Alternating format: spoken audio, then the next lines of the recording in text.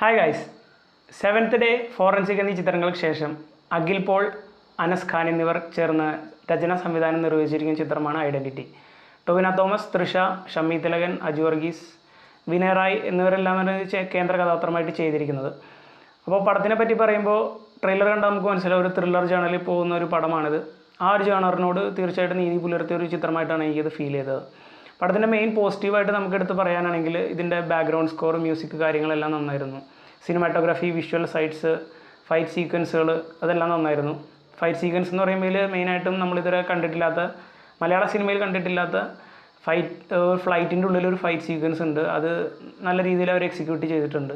പിന്നെ എടുത്ത് പറയാനുള്ള ഷമ്മി തിലകൻ, ടൊവിനോ തോമസ് എന്നിവരെല്ലാം ഇവരുടെ പെർഫോമൻസ് നല്ല രീതിയിൽ തന്നെ ചെയ്തിട്ടുണ്ട് ഈ പടത്തിൽ. ഒരു പെർഫെക്ഷനിസ്റ്റ് ആയിട്ടുള്ള സ്കെച്ച് ആർട്ടിസ്റ്റിൻ്റെ റോളാണ് ടൊവിനോ തോമസിൽ കൈകാര്യം ചെയ്തിരിക്കുന്നത്. അദ്ദേഹം അതിഗംഭീരമായിട്ട് ഇതിൽ പെർഫോം ചെയ്തിട്ടുണ്ട്.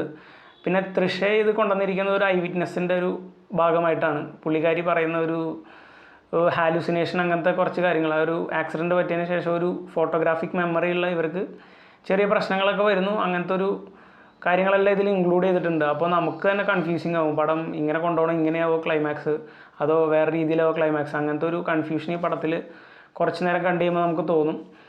അതൊരു ചെറിയ ഡ്രോബാക്കായിട്ട് എനിക്ക് ഫീൽ ചെയ്തു. പിന്നെ നമ്മൾ ഇതുവരെ കണ്ടിട്ടുള്ള ഒരു രീതിയിലല്ല പടം എടുത്തിരിക്കുന്നത്. പക്ഷേ ഇതിൻ്റെ എല്ലാ ഒരു ത്രെഡ് എന്ന് പറയുന്ന, അല്ലെങ്കിൽ ഒരു റീസൺ എന്ന് പറയുന്ന ഒരു, നമ്മളെല്ലാം കണ്ടിരിക്കുന്ന ഒരു റീസണാണ്. ഈ റീസൺ നമ്മൾ പല സിനിമകളിൽ കണ്ട് പഴകിച്ചതാണെങ്കിലും ഈ എക്സിക്യൂട്ടീവ് രീതിയിലൊരു ഫ്രഷ്നെസ് ഉണ്ടായിരുന്നു. അതൊന്ന് മാത്രമാണ് ഈ പടത്തിനെ കുറച്ച് വ്യത്യസ്തമായിട്ട് നിർത്തുന്നത് എന്നാണ് എനിക്ക് ഫീൽ ചെയ്തത്. പടത്തിൻ്റെ മെയിനായിട്ടൊരു ഡ്രോബാക്കായിട്ട് എനിക്ക് ഫീൽ ചെയ്തത് ട്വിസ്റ്റ് എന്ന് സലീമേട്ടൻ പറഞ്ഞ പോലെ ഈ പടത്തിൽ കുറേ ട്വിസ്റ്റുകൾ ഇവർ കൊണ്ടുവന്നുണ്ട്. അപ്പോൾ ഇങ്ങനെ ട്വിസ്റ്റുകൾ ഓരോന്ന് കൊണ്ടുവന്ന് നമുക്ക് എക്സ്പെക്റ്റ് ചെയ്യാൻ പറ്റുന്ന രീതിയിലുള്ള ട്വിസ്റ്റുകളായതുകൊണ്ട് അതിനധികം ഇമ്പാക്റ്റ് ഉണ്ടാക്കാൻ തോന്നിയില്ല എന്ന് എനിക്ക് ഫീൽ ചെയ്തു. പിന്നെ പറയാനുള്ള അജു വർഗീസിൻ്റെ ഒരു പോലീസായിട്ടുള്ള ക്യാരക്ടർ, അതിൽ അദ്ദേഹത്തിന് കൊടുത്തിരിക്കുന്ന ക്യാരക്ടർ എന്ന് പറഞ്ഞ ഒരു മണ്ടനായ പോലീസ് ഉദ്യോഗസ്ഥൻ്റെ ഒരു ക്യാരക്ടറാണ് അദ്ദേഹം ഇതിൽ ചെയ്തിരിക്കുന്നത് എനിക്ക് ഫീൽ ചെയ്തത്.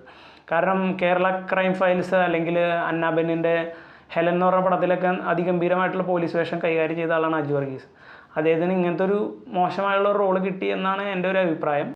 അതെല്ലാം മാറ്റി നിർത്തി കഴിഞ്ഞാൽ ഒരു ത്രില്ലർ ജേണറിൽ പോകുന്ന പടമാണ്. ട്വിസ്റ്റുകൾ കുത്തിയറച്ചത് കൊണ്ട് കുറച്ച് ഇമ്പാക്റ്റ് കുറഞ്ഞു പോയ ഫീൽ എനിക്ക് ഈ പടത്തിൽ നിന്ന് കിട്ടി.